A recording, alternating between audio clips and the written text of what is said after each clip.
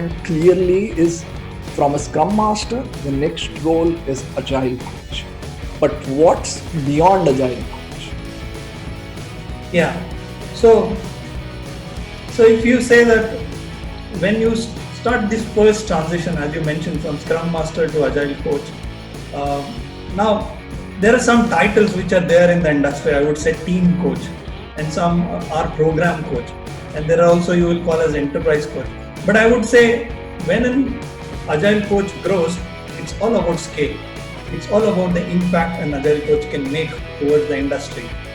So, what is the first, I would say, step in terms of career growth for Agile Coach? You can call that the number of teams an Agile Coach would be working with. So, if he starts with, say, at any given point in time, say 3 or 4 teams, actively, as I mentioned, that first in your start of the work, you would be only confident to work with few set of teams. But as your expertise grows, then you would like to work at a scale. So we call it, the next step would be an enterprise agile coach, where you would be working with large programs, you would be working with leadership teams in order to make sure that they get the desired business outcomes from agile perspective. Because it's also about return on investment. And any agile transformation is also about an investment there and how much results it's giving back to the business. So when you work, so first logical step, you become an enterprise agile coach. What next? I would say a different trajectory here is that an agile coach can also, if he is passionate about technology, agile coach can explore what you call as DevOps, and engineering practices. So agile coach who is very much in love with technology can pick those what you call as automation or DevOps specific roles, and then work in that capacity to build the organization in that zone.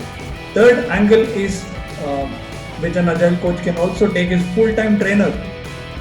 So if training is somebody's passion, they can take full-time training opportunities, and then they start training people around the world. And you can say and if they are not want to be associated with any particular organization, they can also become freelancer, as the leading agile professionals do. They go on to various events, they share their knowledge across the forums, they work with organizations, and then they contribute for the larger benefit of society. So last step is freelancer. Yeah. So if I have to summarize, then it starts with team coach to program coach, and if you are even working at a large transformation program, then enterprise agile coach, and it ends with a freelancer, or you call as a consultant.